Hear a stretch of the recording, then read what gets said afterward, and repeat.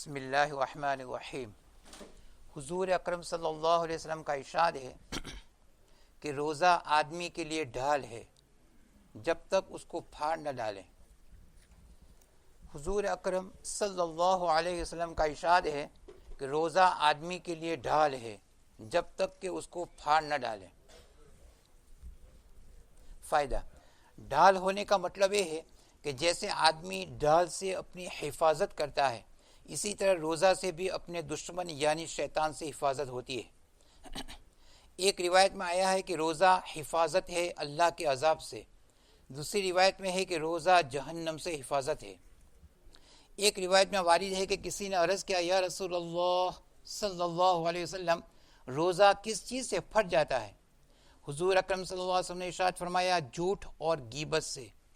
ان دونوں روایتوں میں اور اسی طرح اور بھی متعدد روایت میں روزہ میں اس قسم کے امور سے بچنے کی تاکید آئی ہے، اور روزہ کا گویا ضائع کر دینا اس کو قرار دیا ہے۔ ہمارے اس زمانے میں روزہ کے کاٹنے کے لیے مشغلہ اس کو قرار دیا جاتا ہے کہ وہی واہی تباہی تیری میری باتیں شروع کر دی جائے۔ بعض علماء کے نزدیک جھوٹ اور غیبت سے روزہ ٹوٹ جاتا ہے۔ یہ دونوں چیزیں ان حضرات کے نزدیک ایسی ہی ہے جیسے کھانا اور پینا، سب روزہ کو توڑنے والی اشیاء ہیں۔ جمہور کے نزدیک اگرچہ روزہ نہیں ٹوٹتا، مگر روزہ کے برکات جاتے رہنے سے تو کسی کو بھی انکار نہیں۔ مشائخ نے روزہ کے آدم میں 6 امور تحریر فرمائے ہیں۔ روزہ دار کو اس کا اہتمام ضروری ہے۔ اول، نگاہ کی حفاظت، کہ کسی بے محل جگہ پر نہ پڑے، حتیٰ کہ بیوی پر بھی شہوت کی نگاہ نہ پڑے، پھر اجنبی کا تو کیا ذکر۔ اسی طرح کسی لہو و لعب میں وغیرہ ناجائز جگہ پر نہ پڑے۔ نبی کریم صلی اللہ علیہ وسلم کا ارشاد ہے کہ نگاہ ابلیس کے تیروں میں سے ایک تیر ہے۔ جو شخص اس سے اللہ تعالیٰ کے خوف کی وجہ سے بچ رہے، حق تعالیٰ جل شانہ اس کو ایسا نور ایمانی نصیب فرماتے ہیں جس کی حلاوت اور لذت قلب میں محسوس کرتا ہے۔ صوفیاء نے بے محل کی تفسیر یہ لکھی ہے کہ ہر ایسی چیز کا دیکھنا اس میں داخل ہے جو دل کو حق تعالیٰ جل شانہ کو سے ہٹا دے، کسی دوسری طرف متوجہ کرے۔ دوسری چیز زبان کی حفاظت ہے۔ جھوٹ، چغل خوری، لغو، بکواس، غیبت، بدگوئی، بد کلامی، جھگڑا، سب اس چیز میں داخل ہے۔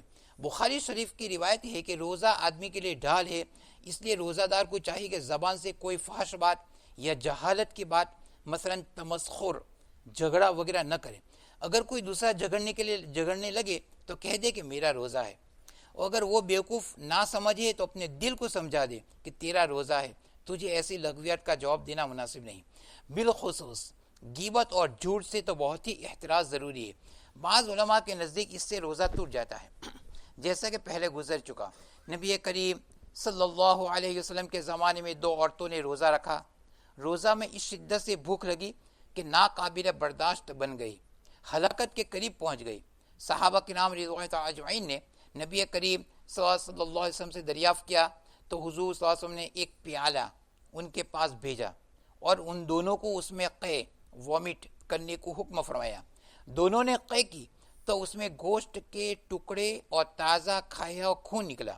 لوگوں کو حیرت ہوئی کہ حضور صلی اللہ علیہ وسلم نے ارشاد فرمایا کہ انہوں نے حق تعالیٰ جل شانہ کی حلال روزی سے تو روزہ رکھا اور حرام چیزوں کو کھایا، کہ دونوں عورتیں لوگوں کی غیبت کرتی رہی۔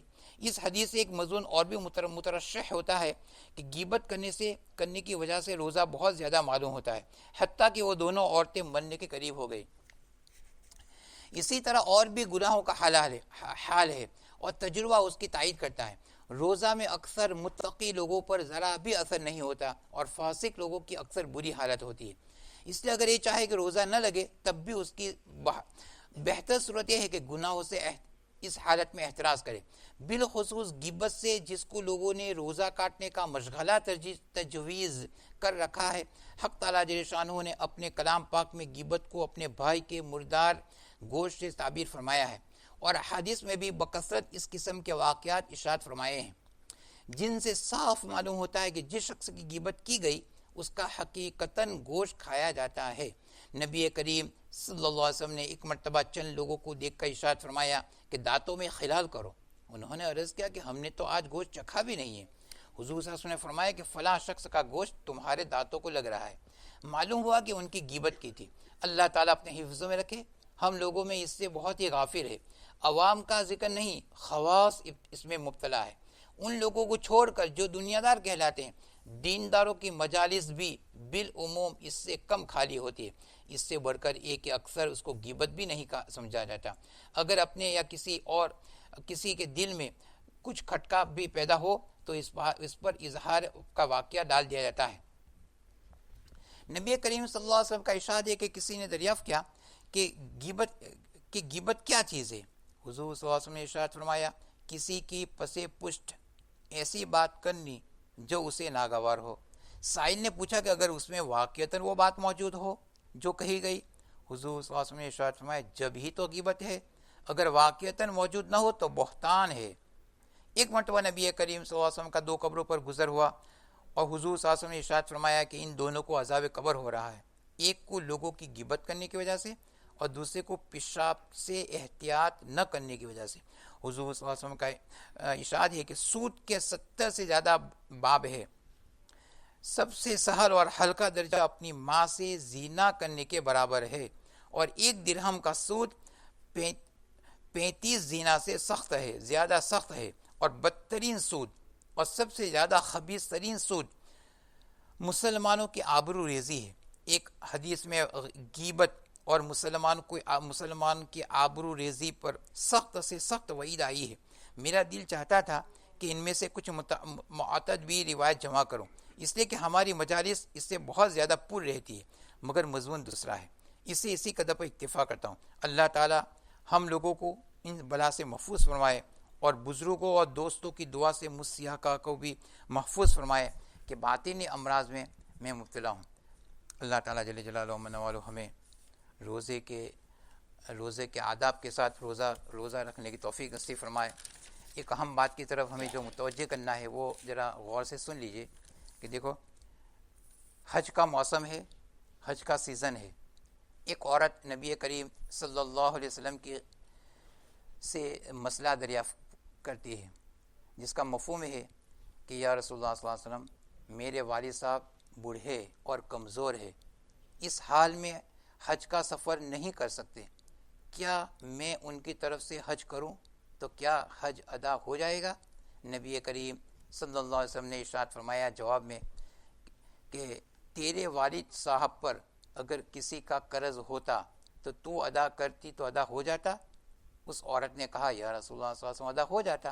نبی کریم صلی اللہ علیہ وسلم نے ارشاد فرمایا کہ یہ اللہ کا قرض ہے، اس کو ادا کر. دیکھو میرے بھائیوں، دوستوں، بزرگوں اور گھر میں سننے والی ہمارے معزز خواتین، ماں بہنوں، نماز کے سلسلے میں ایک ہے ادا اور ایک ہے قضا. الحمدللہ ہم نے ابھی محض اللہ تعالیٰ کے فضل و کرم سے اور اللہ تعالیٰ کی توفیق سے عصر کی نماز مسجد میں جماعت کے ساتھ پڑھی. فللہ الحمد وللہ الشکر، الشکر کلہم للہ. یہ نماز ادا ہے. اگر اسی عصر کی نماز کو سن سیٹ کے بعد پڑھ رہا ہے تو ایک قضا ہے. اب ان کو ایک اور کام بھی کرنے کی ضرورت ہے کہ نماز کی قضا کرنے کے بعد توبہ استغفار کی بھی ضرورت ہے، اس لیے کہ ہمیں نماز ادا اسی وقت پڑھنا چاہیے تھا.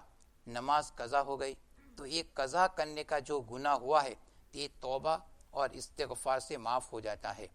اپنی زندگی میں جو نماز قضا ہو گئی یہ قضائے عمری ہے. اولاً دل میں پختہ عزم کرے اور پکا ارادہ اور نیت کرے کہ میں نے اپنی زندگی میں بہت ساری نمازیں قضا کی ہے اور وہ قضا ہو گئی ہے. بہت سارے سجدے غفلت سے چھوٹے ہیں، پھر ہر سجدہ اللہ تعالیٰ کے قریب کرنے کا ذریعہ تھا. بس ہمت کر کے روزانہ ان قضا نمازوں کو پڑھنا شروع کرنا چاہیے. اس میں نیت اس طرح کرے کہ میری زندگی میں جتنی فجر کی نماز قضا ہوئی ہے اس کی میں پہلی فجر کی نماز قضا کرتا ہوں، اسی طرح پہلی کر کے کم ہوتی رہے گی. یا تو پھر میری زندگی کی جتنی نماز قضا ہوئی ہے اس کی فجر پڑھتا ہوں، پھر اس کی ظہر پڑھتا ہوں، عصر، مغرب و عشاء اور وتر واجب بھی اس میں شامل ہے کہ دین کی 5 نماز فرض اور 1 وتر واجب، کل 6 نمازیں قضا ایک دن میں ہوتی ہے. اسی طرح پڑھتے رہو. اس سلسلے میں مزید انکوائری کرنا ہو تو علماء کرام سے اس کو برابر پوچھ سکتے ہیں کہ میں اپنی قضا نماز کو کس طرح پڑھوں. اب نیت کر کے قضا نماز پڑھ لینا شروع کرنا چاہیے. اسی دوران انتقال ہو گیا اور وہ اپنی قضا نماز اپنی زندگی میں پورا نہ کر سکا تو کیا ہوگا؟ انشاءاللہ تعالی اللہ تعالی جل جلالہ و منوالہ کی ذات کریمی سے ہمیں پوری امید ہے کہ اس کا حشر ان لوگوں کے ساتھ ہوگا جن کے ذمہ ایک بھی نماز قضا نہیں ہے، جن کو صاحب ترتیب کہتے ہیں. اس لیے کہ اس شخص نے مضبوط نیت کی تھی اور اسی نیت کے ساتھ اس نے نماز قضا کرنا شروع کر دیا تھا. تو یہ بات ہے کہ یہ اور بات ہے کہ زندگی نے وفا نہ کی اور اس کے پڑھنے کی اس کو پڑھنے کا موقع نہیں ملا، اس کا انتقال ہو گیا. دیکھو ایک بچہ حافظ قرآن ہوتا ہے، ابھی قرآن اس نے شروع کیا ہے، ابھی تو سورہ بقرہ ہی شروع کی ہی اور اس کا انتقال ہو گیا، تو کہتے ہیں کہ وہ قیامت کے میدان میں حفاظ کی فہرست میں کھڑا ہوگا، وہ حافظ کھڑا ہوگا. اس لیے میرے محترم دوستو بزرگوں، آج ہی سے ہمیں 2 کام کرنا ہے. ابھی مغرب کی نماز سے پہلے جو ہم دعا میں مشغول ہو تو جتنی نماز ہم سے چھوٹی ہے اس پر خوب توبہ استغفار کریں. توبہ استغفار کرنے سے، سچی و پکی توبہ استغفار کرنے سے اللہ تعالیٰ وہ قضا کرنے کا گناہ جو ہوا ہے وہ اللہ تعالیٰ معاف کر دیں گے، مگر باہر کے قضا تو کرنی پڑے گی. اس سے ہمت کر کے ایک نماز، بعض ہزار جتنے مسجد میں جلدی آ جاتے ہیں تو اپنے چاہے کہ وہ اپنی قضا نماز کو پڑھتے رہے. اگر پوری نہ بھی ہوئی اور اسی دوران اللہ کے وہاں جانا ہو گیا، انتقال ہو گیا، تو اللہ تعالیٰ اس نیت کو دیکھتے ہیں کہ میرے بندے نے پختہ عزم، پختہ ارادہ اور اسٹرانگ نیت کر لی تھی، انٹینشن کر لیا تھا اور اس نے شروع بھی کر دی تھی تو اب اس کو موقع نہیں ملا، اس کا انتقال ہو گیا. اللہ تعالیٰ جل شان کی امید ہے کہ اللہ تعالیٰ جل جلالہ اس کو ان لوگوں کے ساتھ شریک حشر فرمائیں گے کہ جس کے ذمے ایک بھی قضا نماز نہیں ہے. اس لیے کہتے ہیں کہ ہم اپنی قضا نمازوں کی دھیڑ لے کر اور بہت بڑی فہرست ایک اللہ تعالیٰ کے وہاں حاضر ہوں گے تو اللہ تعالیٰ ناراض ہوں گے. اس لیے آج ایک کام یہ کرنا ہے. دوسرا، جیسے ہمارے امام صاحب نے اعلان فرمایا، دیکھو میرے محترم دوستوں بزرگوں بھائیوں، اس وقت سارے امتی کے لیے بہت ضروری ہے، خصوصاً ہمارے انڈیا کے مسلمانوں کے لیے بہت فکر کی ضرورت ہے. اور فی الحال جو انڈیا کے حالات ہیں بے انتہا تشویشناک حالات ہیں. ایک کام یہ کرنا ہے کہ اپنی انفرادی طور پر خوب دعا کرنا چاہیے ان کے لیے، غائبانہ دعا کرنا چاہیے. غائبانہ دعا اللہ تعالیٰ جلدی قبول کرتے ہیں ان کے لیے، اور اپنے بھائیوں بہنوں کے لیے خوب دعا کرے. دوسری بات ہے کہ توبہ استغفار کرے. اس وقت اہل اللہ بزرگان کرام اس بات کی طرف توجہ دلاتے ہیں کہ اللہ کی طرف ہمیں متوجہ ہونا چاہیے اور ان کے لیے دعا کرنی چاہیے. سارے امتی کے لیے دعا کرے. اس لیے یوں کہے، اور جب اس توبہ استغفار کرے تو توبہ استغفار اس طرح کرے کہ نستغفر اللہ، جمع کا صیغہ استغفار کرے، یعنی ساری امت کو جمع ساتھ شامل کرے کہ میں اپنی اور پوری امت کی جانب سے توبہ استغفار کرتا ہوں، اور رجوع اللہ کرے، اللہ تعالیٰ جل جلالہ کی طرف مکمل طور پر رجوع کرے. صدقہ بھی کرتا رہے کہ صدقے سے اللہ کا غضب ختم ہوتا ہے. اور ایک کام یہ بھی کرے کہ وہاں جس گاؤں سے ہمارا تعلق ہے یا ہمارے اڑوس پڑوس کے گاؤں میں جن کا اس حالت میں انتقال ہو گیا، اب یہ جن کا انتقال ہو گیا، وہ آدمی تھا اور ظاہری ان کا خرچہ انہی سے نکلتا تھا سبب کے طور پر، اب وہ ان کا انتقال ہو گیا تو ان حضرات کا ہم جائزہ لیں اور اس کے ظاہری حالت کو کسی معتبر دیندار آدمی سے پوچھے کہ ان کا انتقال ہو گیا، اب ان کے گھر کا حالت کیسے ہیں، ان کے گھر کی خرچ کے حالات کیا ہے.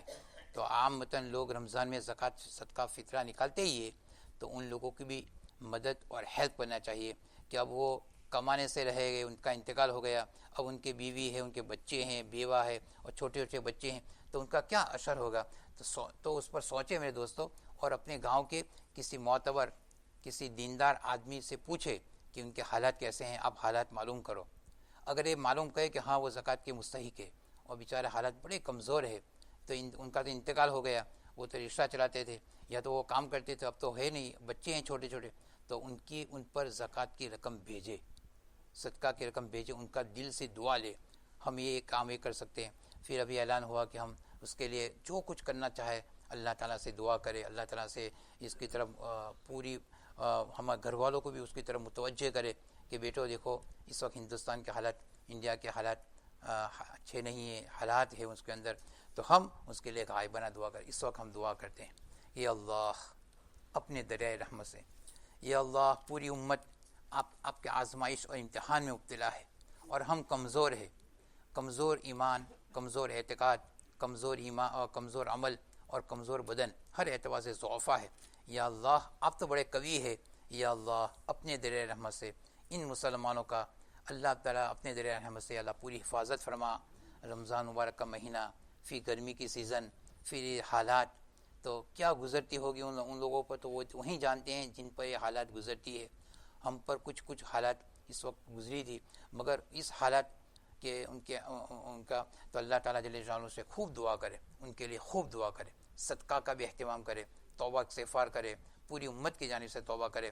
اللہ تعالیٰ جل جلالہ سے ہم دعا کرتے ہیں, یا اللہ اس وقت ہم پوری امت کے پاس نبی کریم صلی اللہ علیہ وسلم کے سوا کوئی واسطہ نہیں ہمارے پاس. یا اللہ آپ کے حبیب کا ہم واسطہ دیتے ہیں, آپ کی پیاری امت ہے. یا اللہ یہ انڈیا کے مسلمان بھی, یا اللہ ان کے حال پر رحم فرما, کرم کا معاملہ فرما, فضل کا معاملہ فرما. اور جو ابتلا, آزمائش اور یہ بیماری اور یہ وائرس جو پھیل چکا ہے, یا اللہ اس کو اپنے دریائے رحمت سے نبی کریم صلی اللہ علیہ وسلم کے وسیلے سے جلدی ختم ہونے کا فیصلہ فرما لیجئے.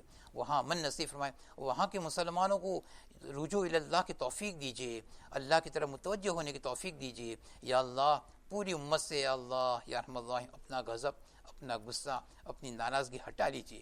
یا اللہ یا رحم اللہ حمین اپنے دریائے رحمت سے اس امت کی پوری حفاظت فرما لیجئے. آمین یا رب العالمین. سبحان اللہ وبحمدہ, سبحانک اللہم وبحمدک, ونشہد ان لا الہ الا انت, نستغفرک ونتوب الیک.